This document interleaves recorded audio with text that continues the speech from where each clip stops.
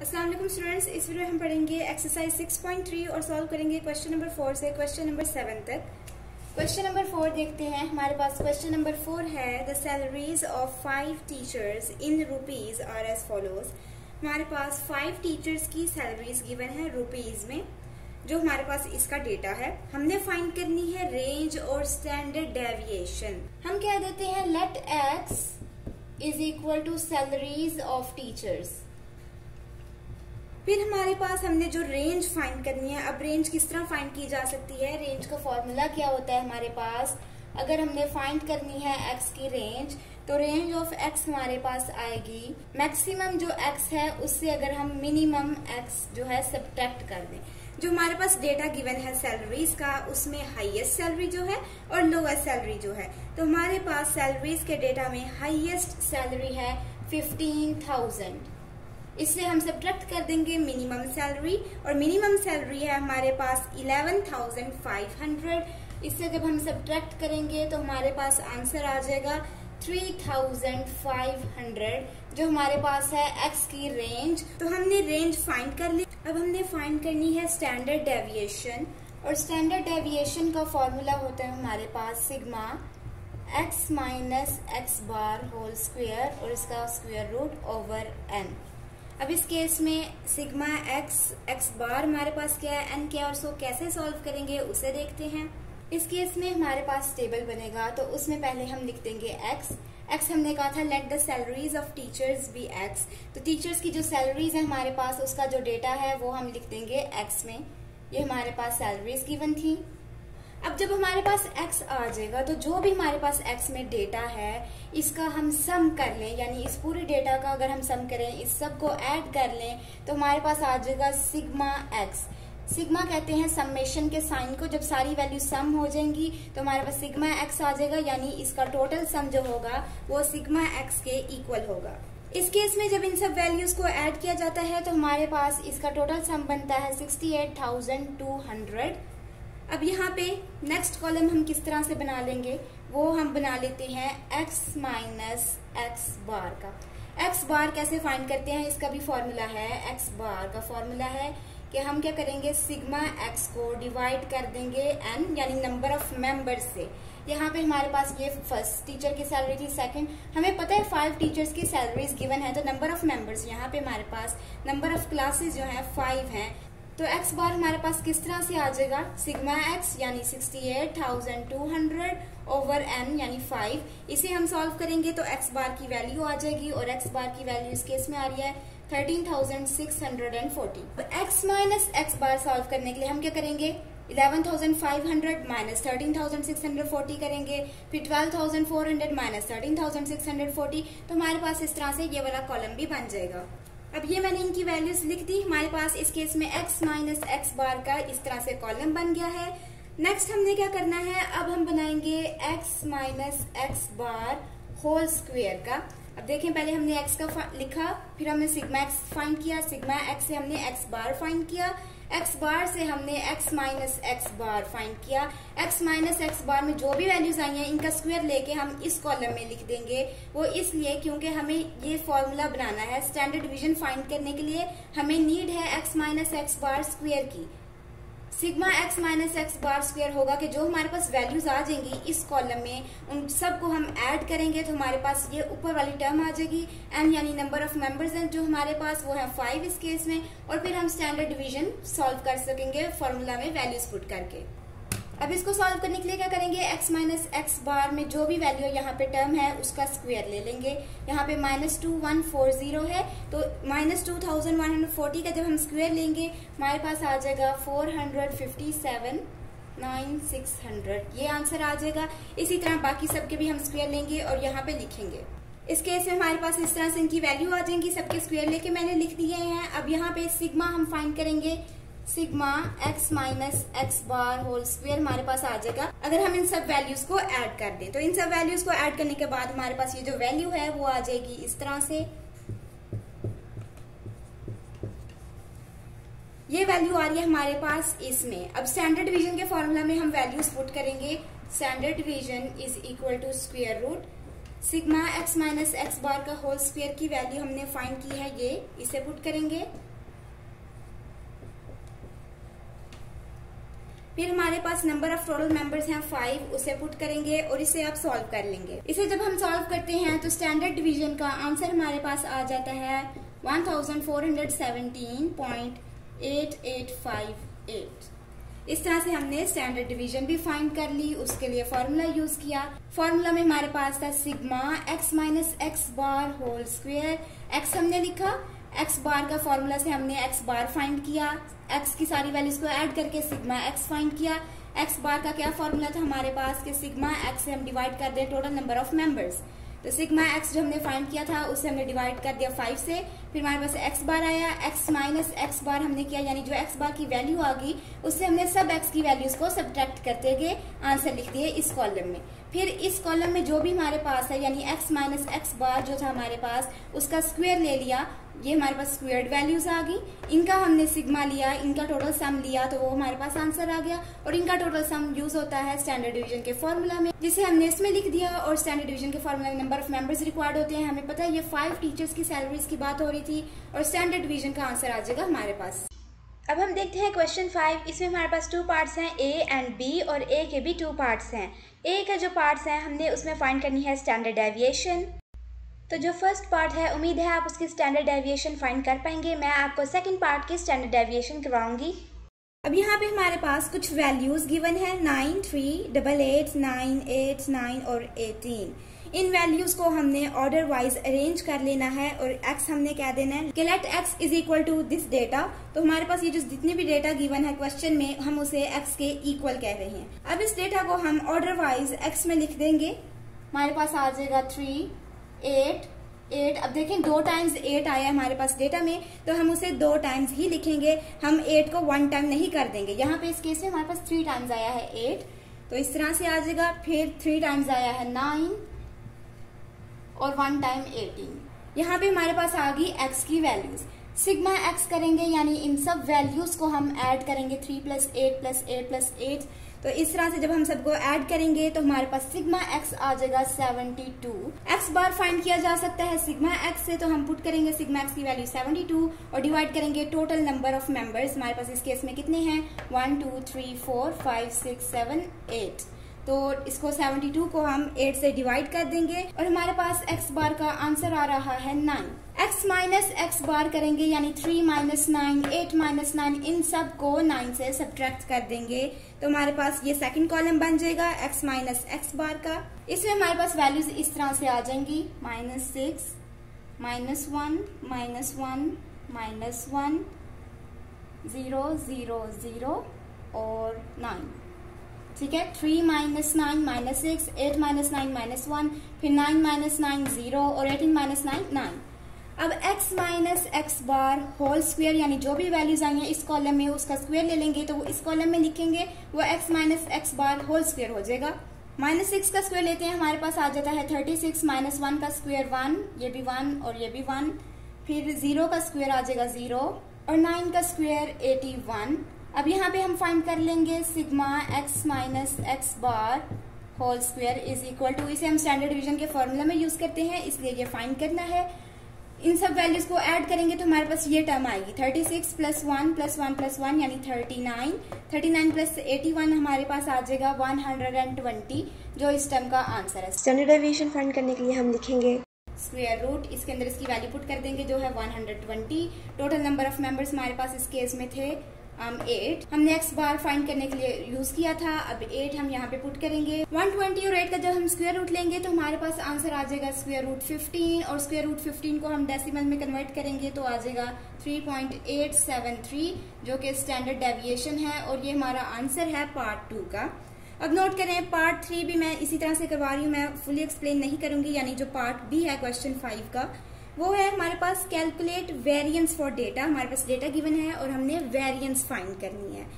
तो जो हमारे पास डेटा है हम उसे x के इक्वल कह देंगे, उसे इस कॉलम में रखेंगे, फिर x माइनस एक्स बार फाइंड करेंगे, x minus x bar square find करेंगे और फिर यहाँ पे हम उसका सिग्मा भी फाइंड कर लेंगे। मतलब सब इसी तरह हमने करना है, लेकिन स्टैंडर्ड डेविएशन का फॉर्मूला जाहिर सी बात है यूज नहीं होगा क्योंकि हम वेरिएंस फाइंड कर रहे हैं। वेरिएंस का हमारे पास क्या फॉर्मूला होता है, वेरिएंस होता है हमारे पास स्टैंडर्ड डेविएशन का स्क्वायर, यहाँ पे हमारे पास स्टैंडर्ड डेविएशन इस तरह से आ गई, तो स्टैंडर्ड डेविएशन का स्क्वायर क्या होगा? ये स्टैंडर्ड डेविएशन का फॉर्मूला है। अगर इसका हम होल स्क्वायर कर लेते हैं तो वो हो जाएगा कि हमारे पास स्क्वायर रूट हट जाएगा।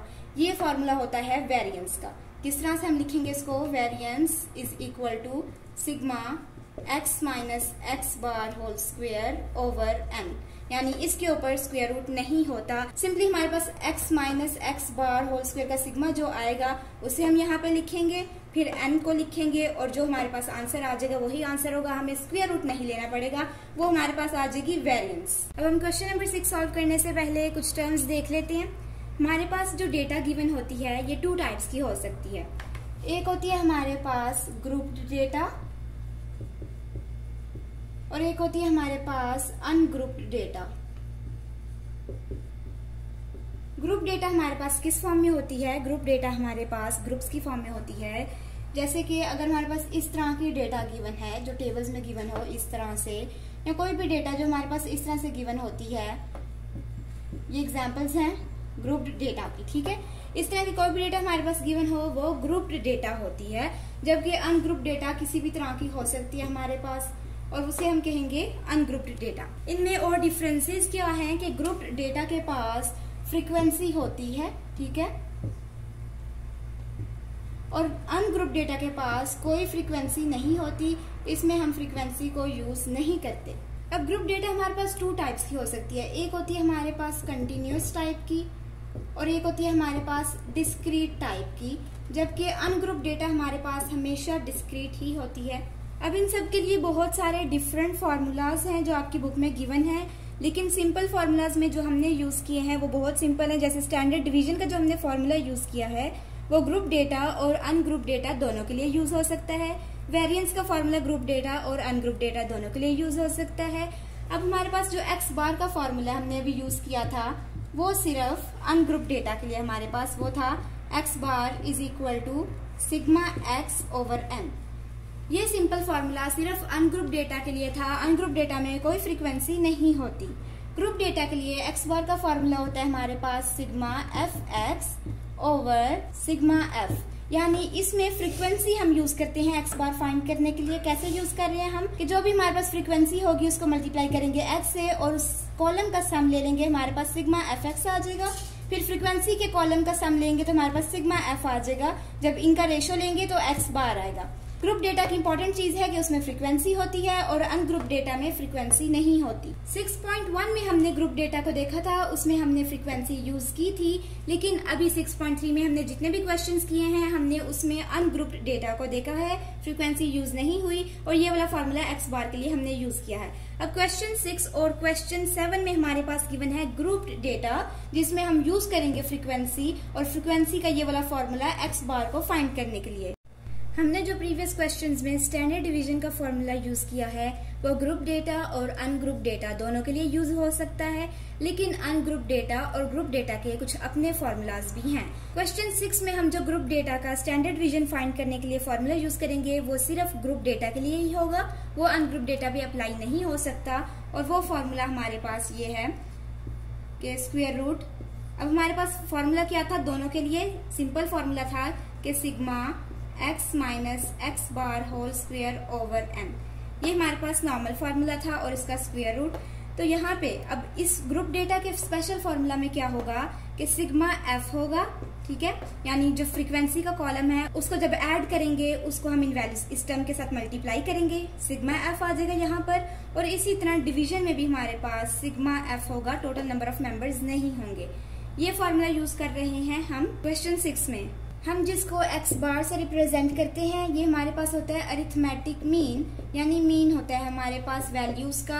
अगर हमें क्वेश्चन में कहा जाए फाइंड द मीन तो हम क्या करेंगे, ये वाला फॉर्मूला यूज करेंगे। अगर वो अनग्रुप डेटा है या ग्रुप डेटा है तो ये वाला फॉर्मूला यूज करेंगे। इसी तरह क्वेश्चन 6 में हमने मीन फाइंड करनी है, हमें कहा गया है फाइंड द मीन लेंथ, तो हम उसमें मीन लेंथ फाइंड करने के लिए ये वाला फॉर्मूला यूज करेंगे और फिर स्टैंडर्ड डेविएशन के लिए ये वाला फॉर्मूला यूज करेंगे। अब हमारे पास एक और चीज रह गई है, ग्रुप डेटा और अनग्रुप डेटा की रेंज फाइंड करने के फॉर्मूलाज भी डिफरेंट हैं। अभी हमने देखे था अनग्रुप डेटा की रेंज फाइंड करने का फॉर्मूला और वो हमारे पास था कि मैक्सिमम जो हमारे पास वैल्यू है उससे हम सब्ट्रैक्ट कर दें मिनिमम वैल्यू। वो हमारे पास ला देगी अनग्रुप डेटा की रेंज। ग्रुप डेटा की रेंज फाइंड करने के लिए क्या करते हैं हम, इसके लिए हमारे पास जो वैल्यूज गिवन होती हैं वो इस तरह से ऑब्वियसली गिवन होती हैं, तो हम इनकी क्लास मिड पॉइंट्स या क्लास बाउंड्रीज फाइंड करेंगे। वो इस तरह से कि हम सब वैल्यूज में 0.5 ऐड कर देंगे। अब इसकी रेंज को कैसे सॉल्व करेंगे ये हम देखेंगे क्वेश्चन 7 में। और इसकी रेंज कैसे फाइंड हो सकती है, maximum x minus minimum value उसी तरह फाइंड होती है, बस यहाँ पे मैक्सिमम वैल्यू में हम वो क्लास मिड पॉइंट पुट करेंगे और मिनिमम में भी क्लास मिड पॉइंट ही यूज करेंगे, नॉर्मल x की वैल्यू यूज नहीं करेंगे। क्वेश्चन 6 देखते हैं और इसमें वो फॉर्मूला यूज करेंगे जो भी हमने देखे हैं। क्वेश्चन 6 है हमारे पास, length of 32 items are given below. 32 items की लेंथ हमारे पास गिवन है कि उनमें से 32 आइटम्स जो हैं वो इन लेंथ्स में वेरी करते हैं, यानी 32 आइटम्स में से हर किसी की इनमें से कोई ना कोई एक लेंथ होगी। फाइंड द मीन लेंथ, हमने मीन लेंथ फाइंड करनी है, यानी जो इनका सेंटर है, मीन है इनका, एंड स्टैंडर्ड डेविएशन और स्टैंडर्ड डेविएशन फाइंड करनी है इस डिस्ट्रीब्यूशन की। अब नोट करें ये हमारे पास ग्रुप्ड डेटा है और ग्रुप डेटा में फ्रीक्वेंसी होती है और इसकी स्टैंडर्ड डेविएशन का फॉर्मूला भी दूसरा है और मीन का फॉर्मूला भी दूसरा है। ये टेबल हमारे पास गिवन है लेंथ का और फ्रीक्वेंसी का। अब सोल्यूशन में हम क्या करेंगे, ये हम लेंथ लिख लेते हैं इस कॉलम में, यहाँ पे हमारे पास ये होंगी क्लासेस या लिमिट्स, ये हमारे पास फ्रीक्वेंसी का कॉलम आ जाएगा और इन सब को हम फ्रीक्वेंसी को ऐड करेंगे तो हमारे पास आ जाएगा सिग्मा फ्रीक्वेंसी, जिसे हम n के इक्वल कह सकते हैं इस केस में, और वो हमारे पास होगी 32। फ्रीक्वेंसी हमारे पास होती है कि ये डेटा कितने टाइम्स हमारे पास गिवन है या कितने टाइम्स रिपीट हुई है। इस केस में हमारे पास फ्रीक्वेंसी पहले से गिवन है, हमने उसका कॉलम बना लिया। इस कॉलम में हम मिड पॉइंट फाइंड करते हैं। मिड पॉइंट फाइंड करने का फॉर्मूला होता है कि हम इसको ऐड करके 2 से डिवाइड कर दें, यानी 20 + 22 डिवाइडेड बाई 2, तो हमारे पास आ जाएगा 21। जब हम 20 + 22 करते हैं तो हमारे पास हो जाता है 42, और 42 डिवाइडेड बाई 2 करते हैं तो हमारे पास आ जाएगा 21। इसी तरह 23 + 25 डिवाइडेड बाई 2 तो 24। इस तरह हम सब के मिड पॉइंट्स फाइंड कर लेंगे। फिर f(x) हम कहेंगे f को मिड पॉइंट x से मल्टीप्लाई करने को, तो यहाँ पे हम 3 × 21 63, 6 × 24 144 और इसी तरह बाकी सबको मल्टीप्लाई कर लेंगे। सिग्मा fx यानी fx के कॉलम में जितनी भी वैल्यूज आई उन सबको ऐड करेंगे तो सिग्मा fx आ जाएगा। फिर x minus x bar, group data के लिए ये फॉर्मूला है x bar is equal to sigma fx divided by n।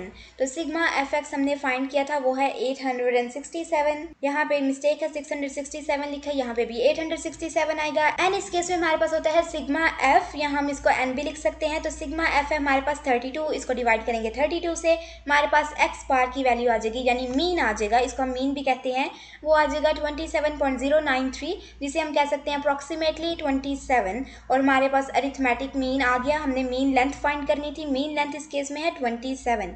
Standard deviation भी फाइंड करनी है। स्टैंडर्ड डेविएशन के लिए ग्रुप डेटा का फॉर्मूला ये होता है हमारे पास, इसमें हमें x minus x bar square चाहिए।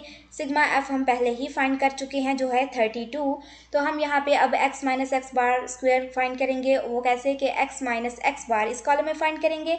x बार की वैल्यू हमारे पास गिवन है, x में हमारे पास जो भी है, फॉर एग्जांपल यहाँ पे हमारे पास x में है 21, तो 21 माइनस 27 करेंगे तो हमारे पास -6 आ जाएगा। इसी तरह 24 माइनस 27 करेंगे -3 आ जाएगा, और हम सब बाकी कॉलम्स की वैल्यूज़ को सब्ट्रैक्ट कर देंगे x बार से, तो x माइनस x बार का एक अलग कॉलम बन जाएगा। फिर x minus x bar square find करने के लिए हमारे पास ये कॉलम है इसमें स्क्वायर ले लेंगे, यानी -6 का स्क्वायर 36, -3 का स्क्वायर 9, तो इन सब वैल्यूज़ का स्क्वायर लेके हम लिख देंगे।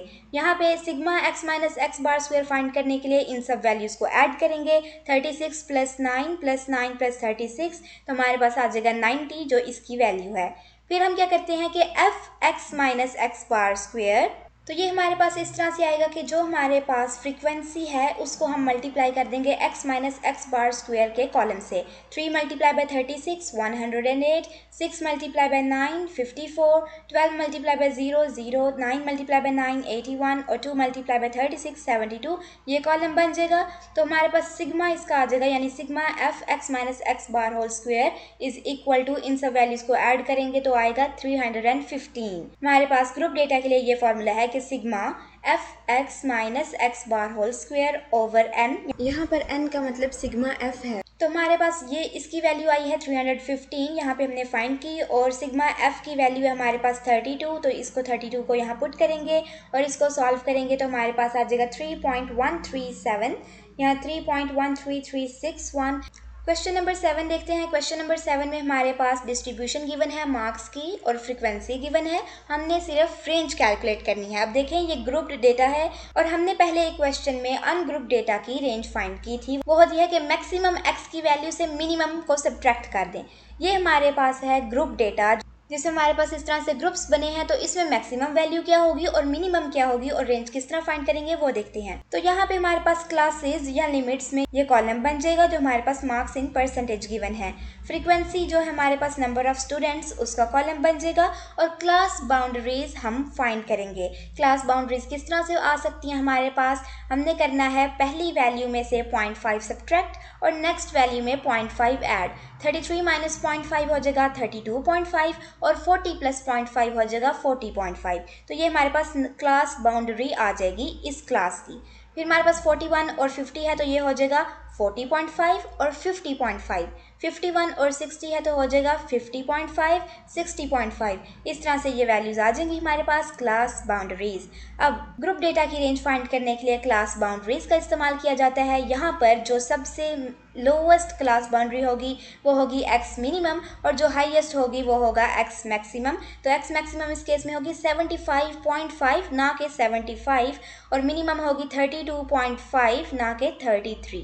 इनको हम रख लेंगे। फिर रेंज का फॉर्मूला होता है x maximum minus x minimum, तो मैक्सिमम माइनस मिनिमम करेंगे 43 हमारे पास आंसर आ जाएगा रेंज का। उम्मीद है ये एक्सरसाइज क्लियर है। अगर कोई भी कंफ्यूजन है या कोई क्वेश्चन पूछना है तो कमेंट्स में ज़रूर पूछिए।